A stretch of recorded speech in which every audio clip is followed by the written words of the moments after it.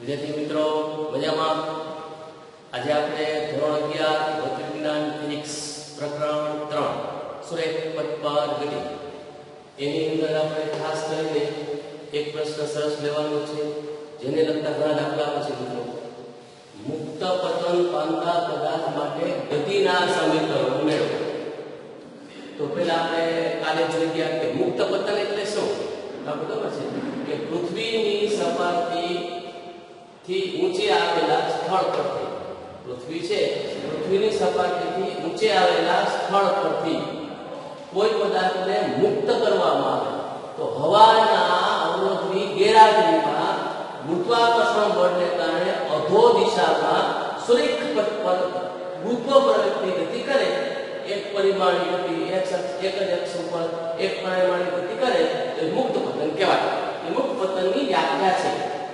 અને મુક્ત પતન પામતા પદાર્થ માટે ગતિના સમીકરણો મેળવવા હોય તો મુક્ત પતન ગતિ એ અચળ પ્રવેગની ગતિ છે.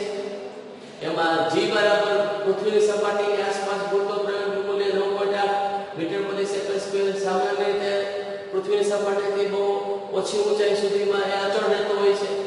હવે મુક્ત પતન એ અચળ પ્રવેગની ગતિ છે. અને મુક્ત પતન પદાર્થને કરો ને તો જ્યારે t બરાબર 0 સમયે પદાર્થને મુક્ત પતન કરો ત્યારે પ્રારંભિક વેગ એનો 0 હોય, પણ એનો પ્રવેગ ગુરુત્વ પ્રવેગ થાય અને અધો દિશામાં હોય તો માઈનસ લ્યો.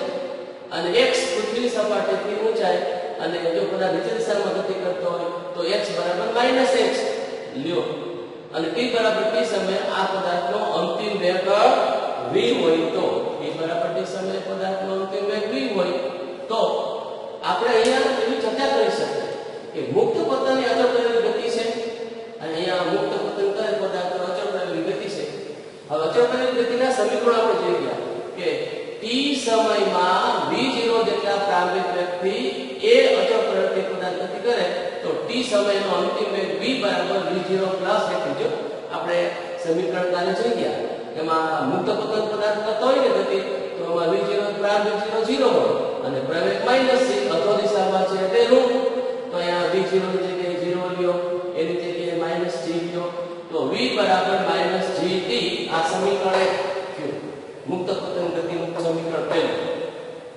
અને હવે x બરાબર આ જાણીએ છીએ v0t પ્લસ 1/2 at². એમાં v0 0 લઈ લ્યો, a -g લ્યો તો 0 ગુણ્યા કે 0 થઈ જાય અને x એટલે -h. અહીંયા પદાર્થ અધો દિશામાં ગતિ કરે છે તો અધો દિશામાં x બરાબર -h ઊંચાઈ લેવાય તો x બરાબર -h, v0 એ 0, t ના t પ્લસ 1/2 a બરાબર -g, t નો અહીંયા માઈનસ માઈનસ કેન્સલ થઈ જાય, આ 0 થઈ જાય તો x બરાબર 1/2 gt². આ સમીકરણ અચળ પ્રવેગ ગતિનું સમીકરણ બીજું થાય. એવી જ રીતે મિત્રો આપણે અચળ પ્રવેગ ગતિનું ત્રીજું સમીકરણ આપણે જોઈ ગયા છે 2ax બરાબર v² v0². એ તો -g છે, x -h છે કારણ કે પદાર્થ અધો દિશામાં ગતિ કરે છે, ગુરુત્વ પ્રવેગ ઋણ અને x બરાબર ઊંચાઈ ઋણ x -h, v² અંતિમ વેગ પ્રારંભિક વેગ 0 નો વર્ગ. હવે માઈનસ માઈનસ પ્લસ 2gh 0 નો વર્ગ 0 થાય v² એટલે v બરાબર વર્ગમૂળમાં 2gh. આ જો પ્રવેગ ગતિનું સમીકરણ ત્રીજું છે. તો અહીંયા સમીકરણ 1 2 અને 3 એ મુક્ત પતન પામતા પદાર્થ માટે ગતિના સમીકરણો છે. હવે વિદ્યાર્થી મિત્રો તમે ફિઝિક્સમાં ધીમે ધીમે આગળ વધી રહ્યા છો એટલે હવે આપણે પરીક્ષાઓ લેવાની શરૂઆત કરવાની છે મિત્રો. MCQ ની ટેસ્ટ તમે લીધેલી છે. જો ઘણા વિદ્યાર્થીઓ MCQ ની પરીક્ષા આપેલી નથી અને હવે જ્યારે તમે અહીંયા આવો પેપર જ્યારે ગાઈડન્સ માટે આવો ત્યારે એ પેપર તમને જે મૂકેલું છે એ MCQ કમ્પ્લીટ સોલ્વ કરીને એ આપજો. એ તમને હોમવર્કમાં આપું છું. બીજું આપણે ગુરુવારે એક 50 માર્ક્સની પરીક્ષા લેવાશે.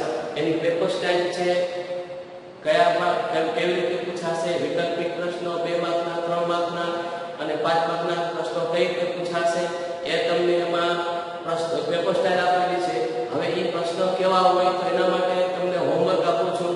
તો એમાં આજે હું તમને 2 માર્ક લગતા પ્રશ્નો હોમવર્કમાં 2 માર્ક વાળા 1 2 3 પ્રકરણ અત્યાર સુધી જે ચાલેલું છે એમાં 1 2 અને 3 પ્રકરણના જે અગત્યના પ્રશ્ન છે આજે હું તમને 10 પ્રશ્ન આપું છું. હવે દરરોજ 15 20 પ્રશ્નો હું તમને એમાંથી આપણે ગુરુવારે પરીક્ષા લેવાની છે.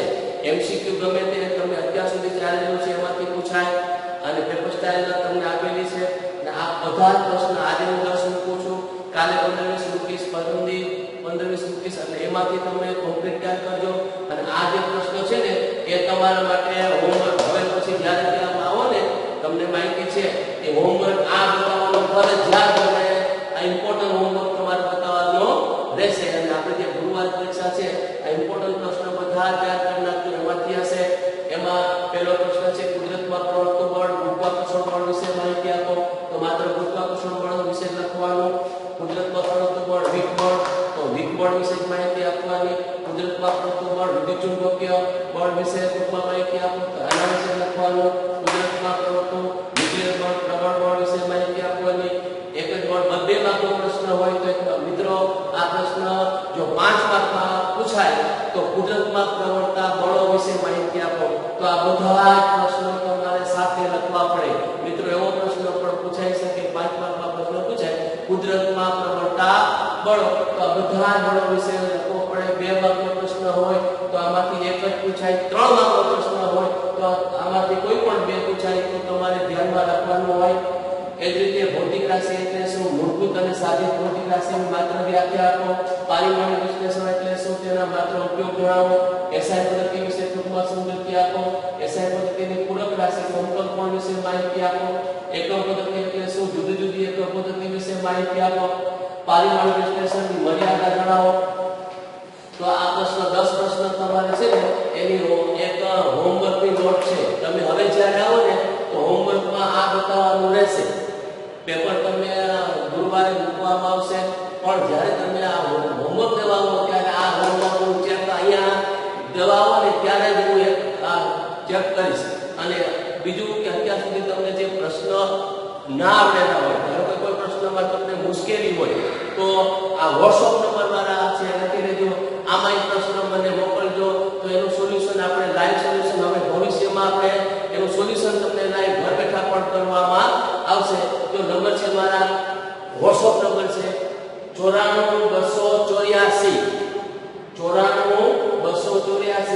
16 5 22. આ WhatsApp નંબરમાં એ પ્રશ્ન મને WhatsApp તમે કરી દેજો. એટલે એ પ્રશ્ન તમારી કઈ ક્વેરી છે તો એનું આપણે લાઈવ સોલ્યુશન પણ થાય. કારણ કે હવે આપણે ધીમે ધીમે તમે આટલું બધું કરેલું હોય તો હવે તમારે કોન્ટેક્ટ વ્યવસ્થિત શિક્ષક સાથે રાખવો પડે, પેપર આપવા પડે.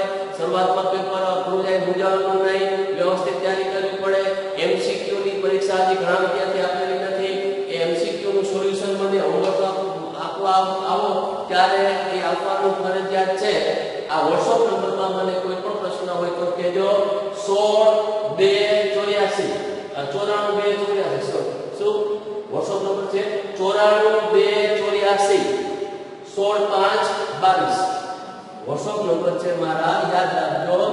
94 284 16 5 22 માં કોઈ પણ પ્રશ્નને તમને મુશ્કેલી હોય, અત્યાર સુધી મેં તમને જે કરાવ્યું, અત્યાર સુધી જે આપણે કરાવ્યું એમાંથી કોઈ પણ પ્રશ્નની મુશ્કેલી હોય તો મને સમજાતું નથી તો મને એ પ્રશ્ન WhatsAppમાં મોકલી દેજો. હું તમને તમારી સાથે સીધો લાઈવ ચર્ચા આપણે કરીશું. તો હવે આપણે થોડી જહેમત ઉઠાવવાની છે, તૈયારી કરવાની છે. 2 મિનિટ જોઈ જાઓ.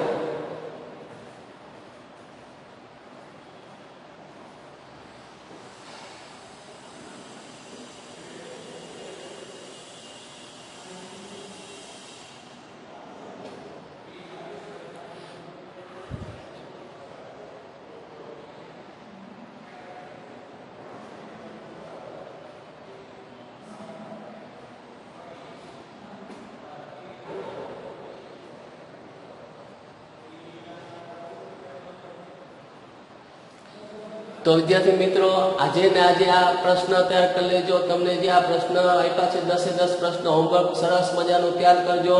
કાલે 10-15 પ્રશ્ન બીજા આપીશ, 2 માર્કના 3 માર્કના દાખલા છે એનો દાખલા નંબર તમને આપીશ. એ બધું વ્યવસ્થિત તૈયાર કરજો.